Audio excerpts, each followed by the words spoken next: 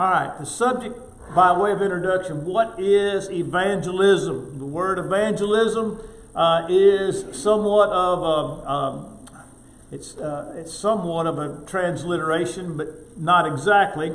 The word evangelism comes from two different words. EU in the Greek means good. EU means good, and then you have the word angelos. When you're looking at your handout there, it says AGG. Okay, in the Greek, when you have G's, when you have G next to G, it makes what we would call the NG sound. So it looks like, if you knew the Greek letters, it looks like agelos, but it's angelos. Angelos. And the word angelos is our word we find for angel. And the word angel just simply means messenger. And the New Testament uses the word angelos in both the spiritual way in which we think about an angel, and then also uses it in regard to men. Men can be messengers, and so the context determines the meaning. And just by way of example, all of our Bibles that I've ever seen in the book of Revelation, chapters 2 and 3, says, to the angel of the church at Ephesus, to the angel of the church at Thyatira, to the angel of the church at Smyrna. Notice, all 7 churches are addressed, but specifically it's addressed to the angel of that church. And I think the better word is messenger, because there weren't literal angels occupying those churches and preaching to those people.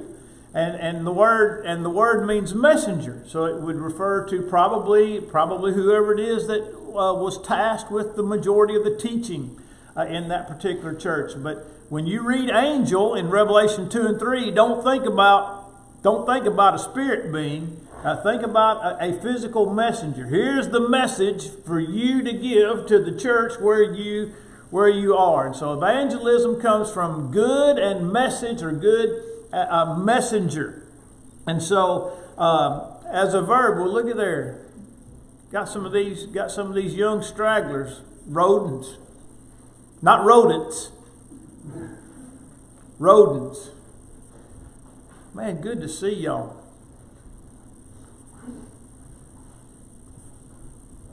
As a verb, the word is found 54 times in the New Testament. For example, in Matthew 11:5. The poor have the gospel preached to them. That's the phrase there where the word is found. It's found 76 times. Found it 76 times as a noun. We talk about what does the word gospel mean? Well, it means good news. But the word is euangelos, and then evangelist. It appears as Philip the evangelist in the book of Acts chapter 21, verse 8. In Ephesians chapter 4, he set in order these things in the church: first apostles and prophets, and evangelists, pastors, that is shepherds, and teachers. And so, and then finally 2 Timothy 4 and verse 5, Paul tells Timothy to do the work of an evangelist. And so that's a designation for one who delivers the good news. All right, now number 2, in our present vernacular, in other words, how do we use the word evangelism? I would say it's anything that contributes to the teaching of souls. Anything that contributes to the teaching of souls. And I made this note: conversion is God's business. Teaching is my business. Now, let that sink in. Conversion is God's business. Teaching is my business. It's not my job, although we do sometimes use it, like we say, I converted him. Well, we know what you mean. I know what you mean by that, but conversion's the work of the Lord. The Lord makes the change. But he makes the change through the messenger and the message. And so, Our job, when we think about evangelism, we oftentimes, and this has just been my experience being a lifelong member of the church, is that our idea of evangelism is how many people are baptized, and that's not the measure. The measure of evangelism is how many people are taught. That's the true measure of evangelism. You could have a very evangelistic church with very few baptisms, right? It's not our business what they do with it, but it's not. It's their responsibility what to do with the message. That's why I always say Mark 16:15 is our verse, not Mark 16:16. We like to think Mark 16:16 is our verse. He who believes and is baptized shall be saved. But that's the verse that belongs to the people who hear the gospel. Our verse is go into all the world and preach the gospel to every creature. Verse 15 is our verse. Verse 16 is the verse of the person who hears the gospel. So you could be a very evangelistic church with very few baptisms. And on the other side, you could be a not very evangelistic church and have a considerable number of baptisms. For example, if you had a lot of young people and all your young people, one year we had a bunch of baptisms. And by the way, I'm not discounting baptizing our kids because we have enough kids that have never obeyed the gospel. But a large number of our baptisms were our kids, which that's a good thing. But us baptizing a small congregation, I think we might have baptized 12 or 15 people that year. Maybe 8 of them were our young people. And my point is, the fact that a church this size baptizes 15 people in 1 year doesn't necessarily make us an evangelistic church. You see? And so our concept of evangelism, our view and understanding of evangelism needs to be focused on how many people are being taught, not on how many people are being baptized. And then letter B under number 2, still in the introduction, it's my conviction that as much as is possible, all collective efforts should be pointed toward evangelism, and many of our personal ones too. In other words, everything we do needs to have some type of evangelistic thrust or attachment to it. Now, first on the list is benevolence. You can give away the farm and never teach anybody. All right, so just simply being benevolent doesn't mean that we are evangelistic. But I think our benevolence needs to have an evangelistic thrust or attachment to it. Now, this is something that I ran into, and I had no idea, and I think maybe the laws changed at one time. But when I was at Eastwood Street in Paris, Tennessee, which is where I served as an associate before I came here in the early and mid 90s. Our benevolence committee, our deacons and whatnot that were over benevolence, only met on Wednesday night. And so if you wanted to see our benevolence committee, you had to come on Wednesday night. And one thing they told them was, if you want to meet with us at 7:30, you got to be here at 6:30, and you got to at least sit through Bible class. Well, which seemed like a good thing, but it ended up being against the law, because as a was it a 501c, or whatever it is that churches are, you're not permitted to force people to attend your assembly in order for you to give them benevolence. And so we found out that we were in violation of the law. And so there are things that we have to be mindful of when we practice our benevolence. But the early church was extremely benevolent. Extremely benevolent. It was benevolent primarily toward its own brethren, because the early church, was a gathering of Jews from all over the world that when they obeyed the gospel, they didn't go home. So you had thousands and thousands of Christians of Jewish descent, who didn't have a place to live. They didn't have jobs. And Acts chapter 2 talks about how the early church was benevolent toward the immediate church. And in Acts chapter 6, the very first controversy in the church surrounded difficulties with benevolence. The Grecian widows were being neglected in the daily administration of benevolence for the brethren.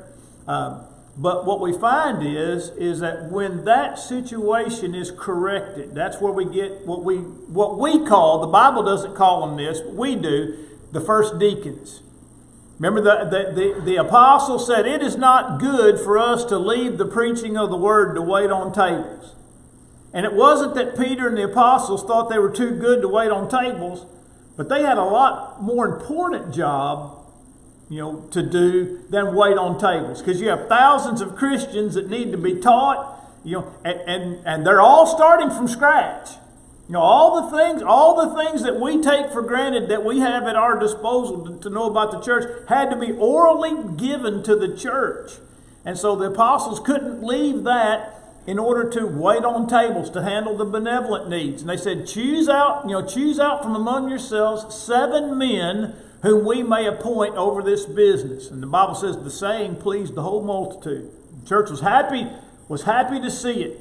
And Philip and the cantor and there were 7 men chosen. The apostles appointed them over that matter. The matter was corrected. But here's what the Bible tells us at the end, and sometimes we forget. It caused the church to grow. When the church takes care of her own and does so in an efficient way, it causes the church to grow. And the Bible says a great company of the priests were obedient to the faith. Even the religious leaders of the local Jewish community saw what was going on with the church. And the Bible says, they were obedient to the faith. They obeyed the gospel.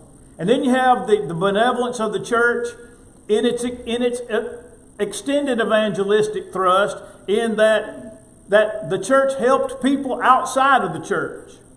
In 2 Corinthians chapter 9, Paul talks about all of the funds that had been given for the relief of the saints who were in Judea. And Paul makes a very clear statement, 2 Corinthians chapter 9, in verses 12 through 15, that the generosity of the Macedonians and the generosity of the Corinthians and the brethren in that part of the world, their generosity being sent back to Judea not only met the needs of the saints, but also specifically says to all men. And so their generosity was such that it met the immediate need, and then they were able to meet the needs of those who were outside of the church. And then the Bible says, because of that, many thanksgivings were made to God. Which seems to me like those people were converted.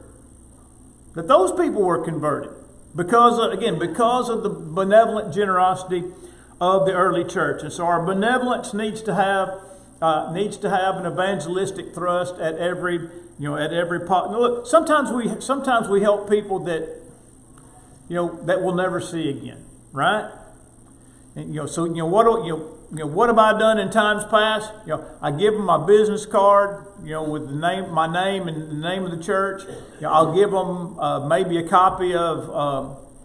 There's a book that we have it's not in the foyer, it's in the library security room, called "Someone Died and Left You a Fortune." It's an evangelistic book. It's a one-on-one Bible study book. It's a great little book. We've got another one called God and Man that was recently published out of Atlanta. But my point is, when we help people that we're never going to see again, at least we can put something in their hand for them to read somewhere down the road, and just pray that the seed that's sown in that case will bear fruit.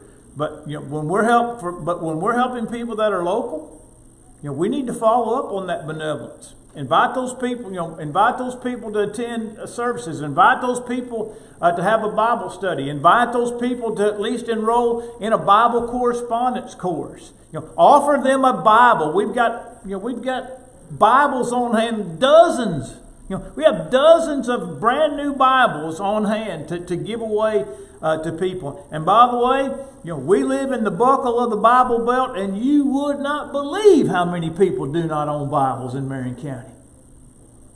It's unthinkable how many people in this county do not own Bibles. I'll share this with those of you that have never heard it, but years and years ago, I say years and years ago, probably 15 years ago, maybe 20, I can't remember, when Nellie Ray was still attending. She had some family that moved from Virginia Beach to Marion County. And one of her, I guess her great niece was Brittany Coatney. And Brittany was coming to church with Nellie Ray, and Brittany obeyed the gospel. And being a young Christian, I gave her a Bible with her name on it. Well, it just so happened that the Sunday that I gave her Bible was Friends and Family Day. And there were 8 girls from Hamilton Middle School that came with her. So she brought 8 friends with her. And when I gave her that Bible, it was right out there, about not hardly as far down as where John and Tammy parked, right there in the parking lot. And I handed her that Bible, and one of the girls said, "Hey, do you have another Bible?" She said, "I don't have a Bible." And before I got done, I found out only one of those girls had a Bible, and I think the Bible she had was one of them little old Gideon Bibles. But I gave 9 girls, junior high girls in Marion County, a Bible because they didn't have one. And that really opened my eyes to how far we've descended even in our culture and society. And so, but everything we do, needs to have some type of evangelistic thrust. By the way, if you want to give somebody a Bible, we have some of those from World Bible School that have all that information in the back about the church and worship and the division of the covenants and church organization. I mean, it's a great tool to give somebody that doesn't know anything about the church. And so we have that as a possibility in our evangelistic efforts. Right here. Make room, Buck.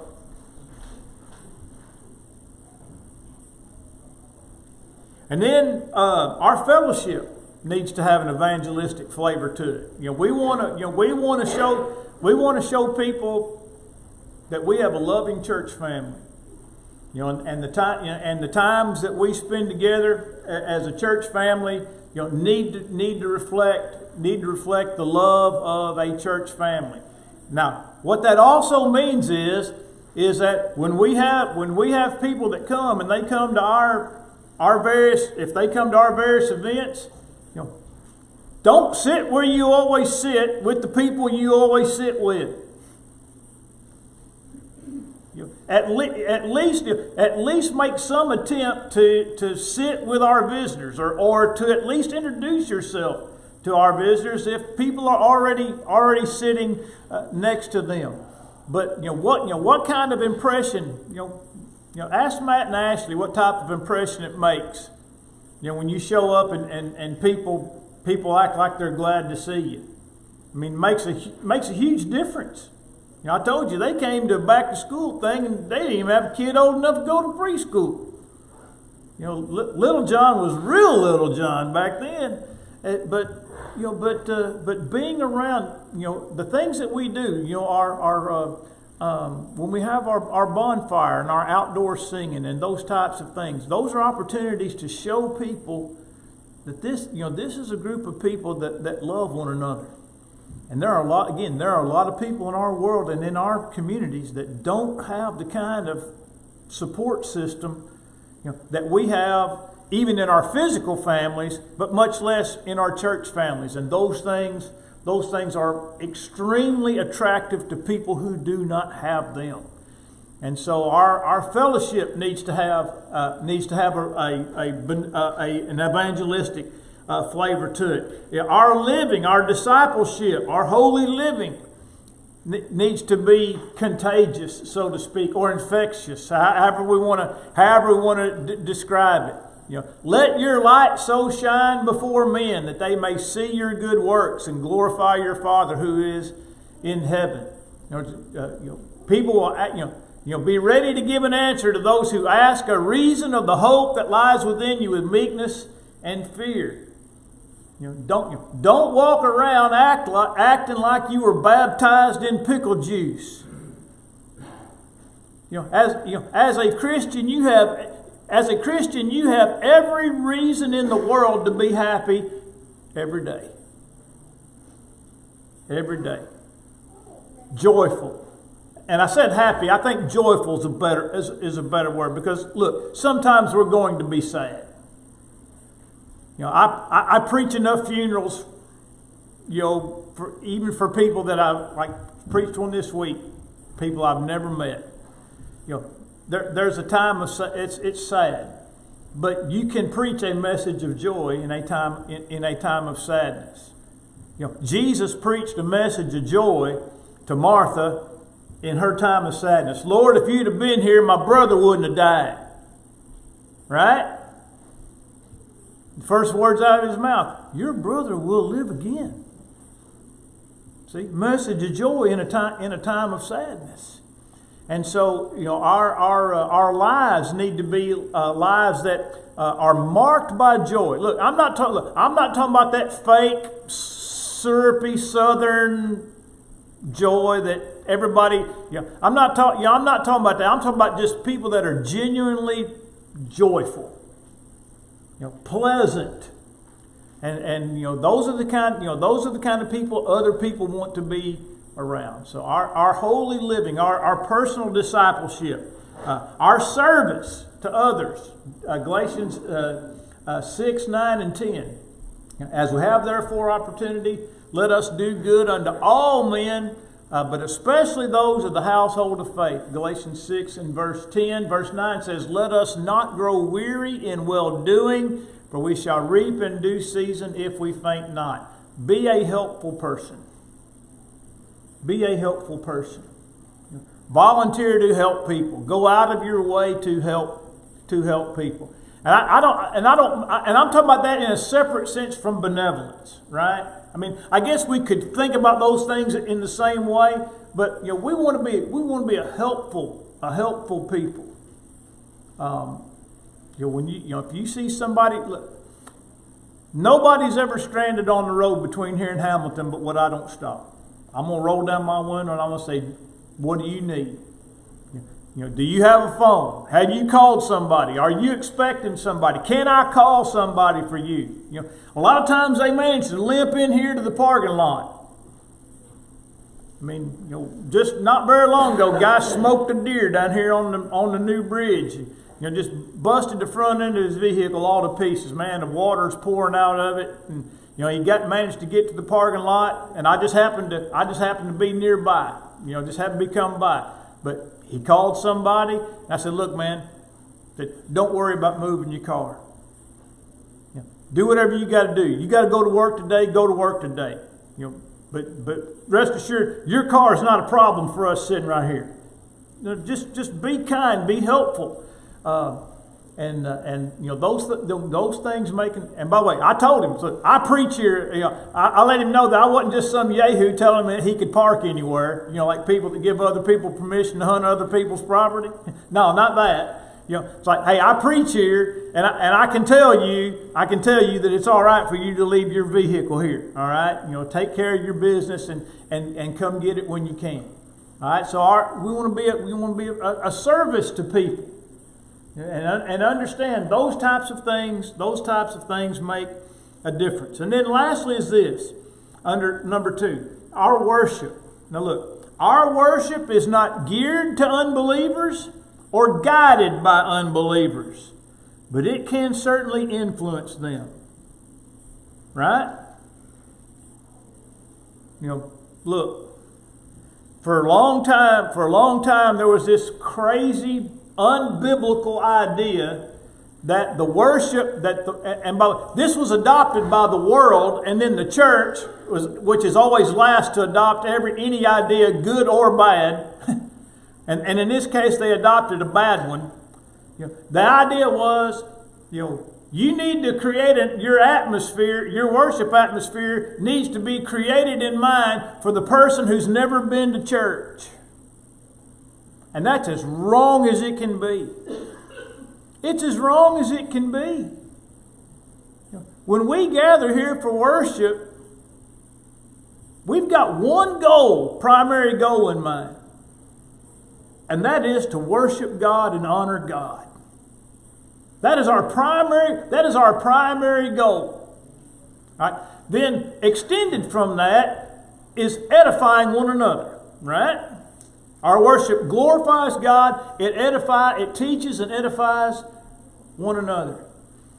And then being done, as Paul said in 1 Corinthians 14, being done decently and in order, it appeals to those who are, for lack of a better term, properly oriented in their thinking.